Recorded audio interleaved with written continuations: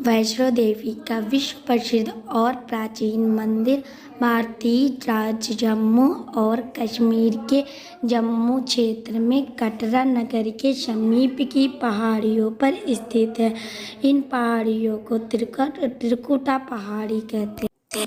यहीं पर लगभग 500 फीट की ऊंचाई पर स्थित है माता रानी का मंदिर। यहाँ भारत में तिरुमला वेंकटेश्वर मंदिर के बाद दूसरा सर्वाधिक देखा जाने वाला धार्मिक तीर्थ स्थल है।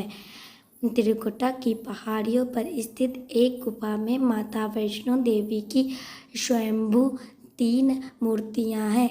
देवी काली, सरस्वती और लक्ष्मी पिंडी के रूप में गुफा में विराजित हैं। इन तीनों पिंडियों के सम्मिलित रूप को वैष्णो देवी माता कहा जाता है। इस स्थान को माता का भवन कहा जाता है। पवित्र गुफा की लंबाई 98 फीट है। इस गुफा में एक बड़ा चबूतरा बना हुआ है। इस चबूतरे पर माता का आसन है, जहाँ देवी त्रिकुटा अपनी माताओं के साथ विराजमान रहती हैं। भवन वह स्थान है जहाँ माता ने भैरवनाथ का वध किया था। प्राचीन गुफा के समक्ष भैरव का शरीर मौजूद है और उसका सिर उड़कर 3 किलोमीटर दूर भैरव घाटी में चला गया और शरीर यहाँ रह गया। जिस स्थान पर सिर गिरा, आज उस स्थान को भैरवनाथ के मंदिर के नाम से जाना जाता है। कटरा से ही वैष्णो देवी की पैदल चढ़ाई शुरू हुई है, जो भवन तक करीब 13 किलोमीटर और भैरव मंदिर तक 14.5 किलोमीटर है। मंदिर के संबंध में कई तरह की कथाएं प्रचलित है। एक बार त्रिकुटा की पहाड़ी पर एक सुंदर कन्या को देखकर भैरवनाथ उससे पकड़ने के लिए दौड़े।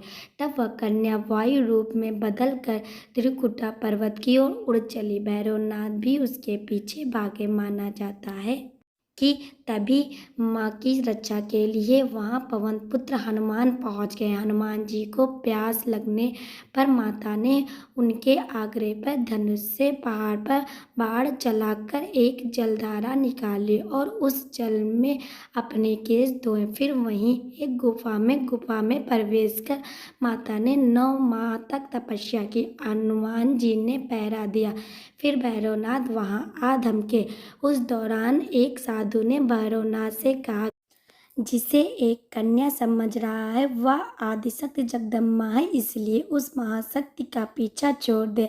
भैरवनाथ ने साधु की बात नहीं मानी। तब माता गुफा की दूसरी ओर मार्ग बनाकर बाहर निकल गई।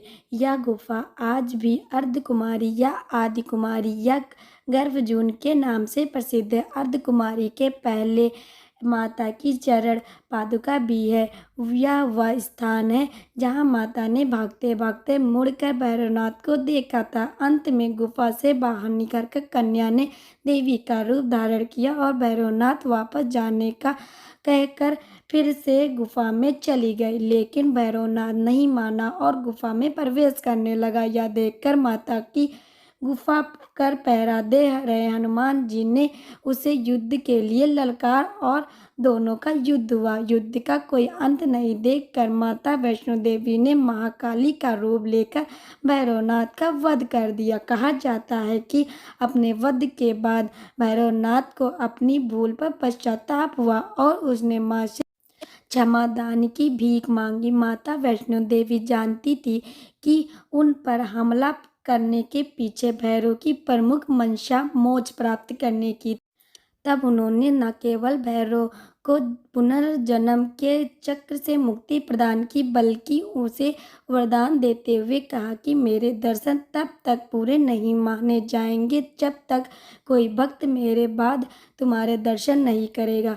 उपरोक्त कथा को वैष्णो देवी के भक्त श्रीधर से जोड़कर भी देखा जाता है। 700 वर्ष से भी अधिक समय पहले कटरा से कुछ दूरी पर हंसाली गांव में मां वैष्णवी के परम भक्त श्रीधर रहते थे। वे निसंतान और गरीब थे, लेकिन वे सोचा करते थे कि एक दिन मैं माता का भंडारा रखेंगे। एक दिन श्रीधर ने आसपास के सभी गांव वालों को प्रसाद ग्रहण करने का न्योता दिया और भंडारे वाले दिन श्रीधर अनुरोध करते हुए सभी के घर बारी बारी गए ताकि उन्हें खाना बनाने की सामग्री मिले और वह खाना बनाकर मेहमानों को भंडारे वाले दिन खिला सके। जितने लोगों ने उनकी मदद की वह काफ़ी नहीं थी, क्योंकि मेहमान बहुत ज़्यादा थे। वह सोच रहे थे इतने कम सामान के भंडारा कैसे होगा। भंडारे के एक दिन पहले श्रीधर एक पल के लिए भी सो नहीं पा रहे थे, यह सोचकर कि वह मेहमानों को भोजन कैसे करा सकेगा। वह सुबह तक समस्याओं से घिरे हुए थे और बस उसे अब देवी माँ से ही आस थी। वह अपनी झोपड़ी के बाहर पूजा के लिए बैठ गए। दोपहर तक मेहमान आना शुरू हो गए थे। श्रीधर को पूजा करते हुए वे जहाँ जगह दिखी वहाँ बैठ गए। सभी लोग श्रीधर की छोटी सी कुटिया में आसानी से बैठ गए। श्रीधर ने अपनी आंखें खोली और सोचा कि इन सभी को भोजन कैसे कराएंगे। तब उसने एक छोटी लड़की को झोपड़ी से बाहर आते हुए देखा, जिसका नाम वैष्णवी था। वह भगवान की कृपा से आई थी। वह सभी को स्वादिष्ट भोजन परोस रही थी। भंडारा बहुत अच्छी तरह से संपन्न हो गया था। भंडारे के बाद श्रीधर उस छोटी लड़की वैष्णवी के बारे में जानने के लिए उत्सुक थे, पर वैष्णवी गायब हो गई और उसके बाद किसी को नहीं दिखी। बहुत दिनों के बाद श्रीधर को उस छोटी लड़की का सपना आया। उसमें स्पष्ट हुआ कि वह माँ वैष्णवी देवी थी। माता रानी के रूप में आई लड़की ने उसे गुफा के बारे में बताया और 4 बेटों के वरदान के साथ उसे आशीर्वाद दिया। श्रीधर एक बार फिर खुश हो गए और माँ की गुफा की तलाश में निकल पड़े और कुछ दिनों बाद उन्हें वह गुफा मिल गई। तभी से वहाँ पर माता के दर्शन के लिए श्रद्धालु जाने लगे।